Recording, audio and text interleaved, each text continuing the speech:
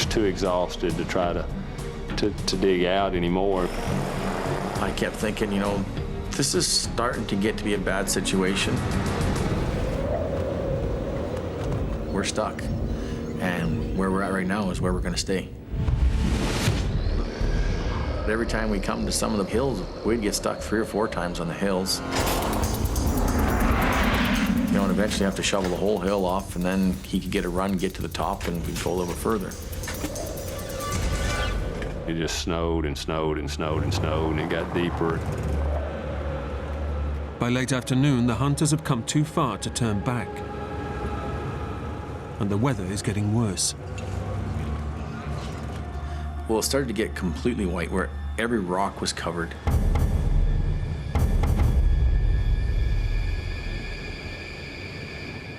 I mean, it was just solid white. The snow was snowing, and nothing looked familiar. You're in this huge, vast valley. We're getting stuck worse and worse and more and more. As the hours pass, the battle to make headway is taking its toll. The snow got so deep, you'd shovel it out and you wouldn't go 10 yards.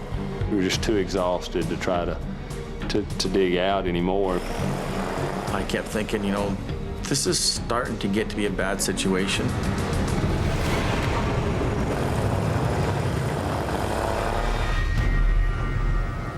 When you start getting your progress down from, you know, 200-300 yards at a time to 2-3 yards at a time, or 2-3 feet at a time, that's when you start to realize this is done. We're stuck, and where we're at right now is where we're going to stay. The hunters are stranded in an icy wilderness, 10,000 feet above sea level in a raging snowstorm. Night is fast approaching, and the temperatures begin to plummet to minus 40 degrees. How am I going to get out of here?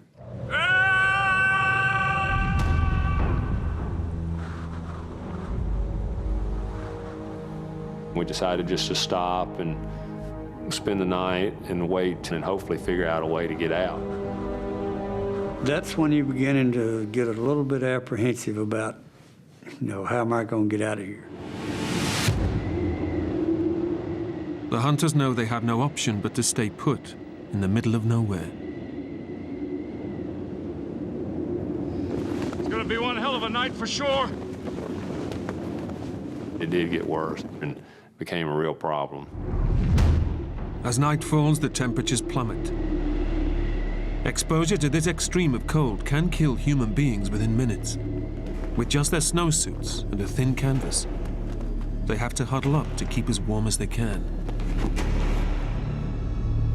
I mean, it got down to, you know, somewhere around 30 to 40 below zero that night.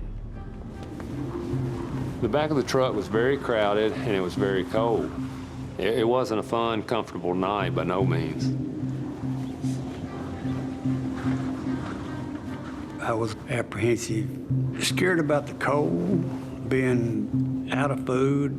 It was hard. Making some sleeping bags out there. Dad is very, you know, compassionate, always thinking of other people. Somebody else. And he was worried about were they going to be warm enough. We gave them whatever they needed, socks, boots, you know, jackets, whatever we had that we didn't have on our body ourselves, we let them use. It's okay.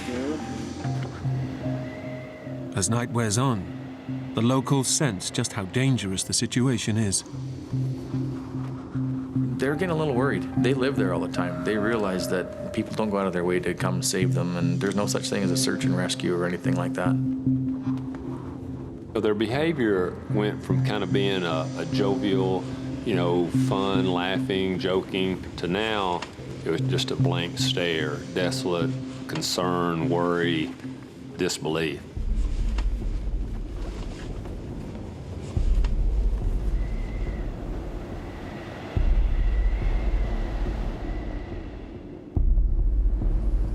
The hunters make it through a bitterly cold night. But dawn brings no let-up in the weather.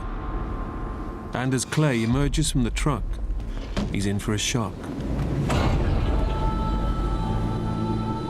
Overnight, the truck has been engulfed by a whiteout. Clay can now no longer tell land from sky.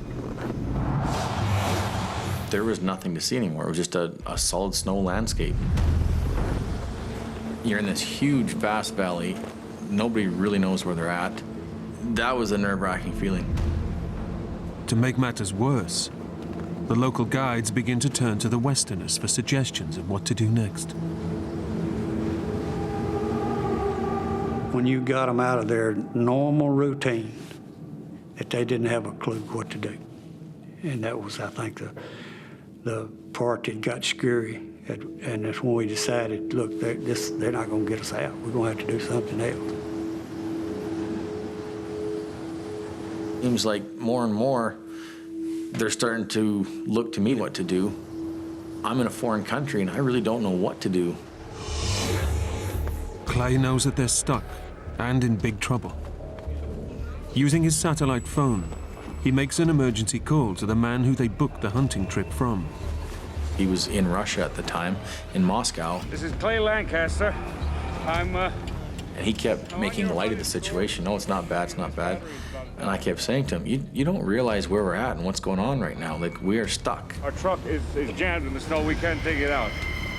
Pretty soon he was to the point of, hey, I gotta go for supper right now. I'm busy, I can't talk to you. Hello? And hung up the phone and turned his phone off. Hello? At that point there, it's a good thing I wasn't around him. Can you believe this guy? I said, that's it. I'm not relying on people here. I'm getting a hold of my brother back in Canada.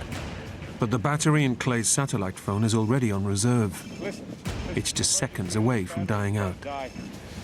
These are our coordinates. It's north 42.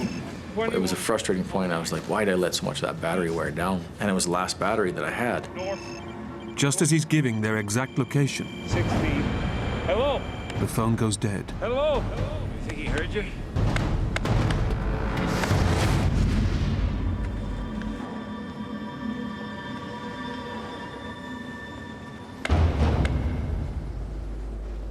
With no phone, the hunters are now completely isolated. All they can do is hunker down and try to keep warm. Oh, thanks a lot. We kind of got into survival mode, I guess. Just thinking about Ruby. Human instincts for survival do kick in when you get into a situation that you have to do something to survive. The hunters and guides finish their last scraps of food. With nothing left to eat, they'll weaken and succumb to the cold more quickly. It's now been 24 hours since they left base camp, and they begin to doubt that they'll ever be rescued.